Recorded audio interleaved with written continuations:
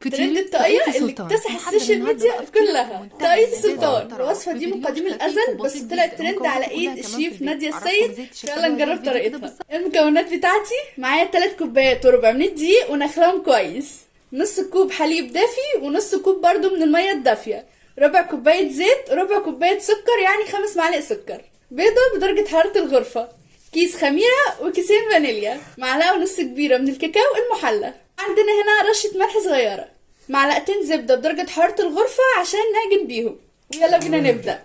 هجيب بولة هنحط فيها نص كوباية من المية الدافية ونص كوب من الحليب الدافي وعليهم كمان ربع كوباية من الزيت، وهنحط عليهم كمان بيضة، بس احنا هنا هنفصل البيض عن الصفار يعني، بس عشان دي خطوة مهمة جدا جدا جدا. عملتها والله وعملوها البنانيت ورفعوا راس مصر بلدنا. وهنحط عليهم بياض بيضة. هنا بقى هنقلب دول الأول مع بعض، وهنضيف عليهم 5 معالق كبار من السكر، يعني ربع كوباية من السكر يا سكر. وآخر خطوة كيس خميرة، ونقلب كله مع بعض، وكيس فانيليا. هنضيف رشة الملح للدقيق بتاعنا. قلبنا الدقيق، دلوقتي هنحطه ونقلبه بالتدريج. مع العلم أنا كنت مفكرة طريقة السلطان دي الأول كيكة، اتصدمت لما عرفت إنها عجين. هنا بقى انا دخلت في اخر حبه من الدقيق بتاعي. دلوقتي بقى هبدا اعجن بايدي، ولو عندكم عجان مش هيضر، بس انتوا عارفين خوخه الغلبانه ما عندهاش عجان. العجينه معايا سهله فمش هتحتاج اصلا مني عجان. خلاص العجينه اتلمت معايا، هي طبيعتها بتبقى ملزقه تقريبا، فاحنا دلوقتي هنقسمها نصين بالتساوي. ممكن نستخدم الميزان، هو الصراحه انا هستخدم الميزان، ما بثقش في ايدي. وزنتهم معايا خلاص. دلوقتي هحط عليها معلقه ونص كبيره من الكاكاو المحلى. ده بقى ان انا اعجن العجينه مع بعض. هنحط مع العجينه هنا معلقه من الزبده عشان تطرى معايا. جماعه انا حابه اقول لكم ان انا اتمرمرت جدا.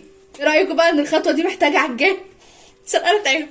هنغطيها باي حاجه نضيفه ونحطها في الفرن، ونولع نور اللمبه بتاعه الفرن عشان تبقى دافيه كده وتتخمر معانا بسرعه. اقصى حد للتخمير ساعة، بس ما دام هي في الفرن وفي دفى في النور يبقى هتاخد معانا تقريبا نص ساعة. هنجيب بقى العجينة التانية ونحط عليها المعلقة التانية من الزبدة، وهنعجنها مع بعض تاني. عجنا العجينة لغاية لما فرهط. هتلاقوا كده شكلها غريب لما تحطوا الزبدة، بس كملوا عادي مش مشكلة. زي اختها هنحطها في الفرن وهنغطيها بحاجة كويس جدا، وهنولع برضو اللمبة في نفس الفرن مع التانية. العجينة خمرت معانا.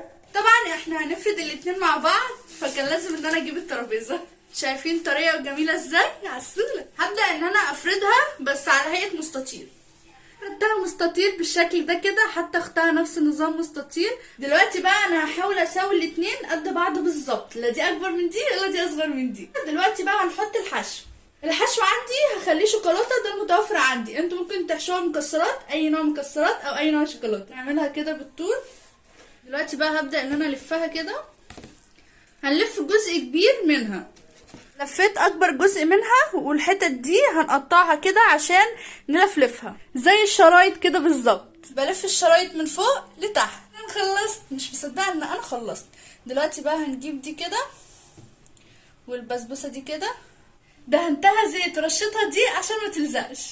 هتبقى معايا بالشكل الجميل ده. دلوقتي بقى هندخلها الفرن ونشغل اللمبه ونسيبها تخمر لمده ساعه. والعجينه خلاص خمرت معانا، بس قبل ما احطها في الفرن هنجيب صفار البيضه ونحط عليه معلقتين حليب ونقلبهم. وهبدا ان انا احطها على الوش.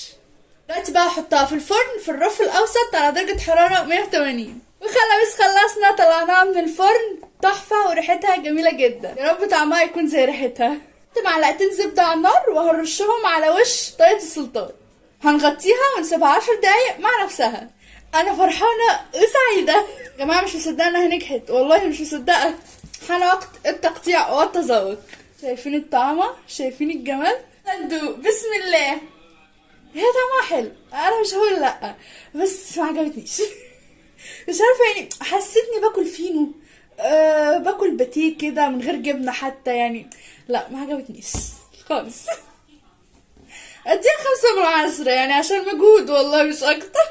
ممكن تبقى حلوة لو جربناها بحشوات حادقة، يعني مثلا جبنة لانشون زيتون، ممكن تبقى حلوة، بس مش عارفة. حتى محمد يعني شكله مش مبسوط. ده بالنسبة لرأيي الشخصي، ممكن تعجبكم ممكن لأ. وبس انا كده خلصت. لو عايزين مني اي حاجة تانية متنسوش تقولولي.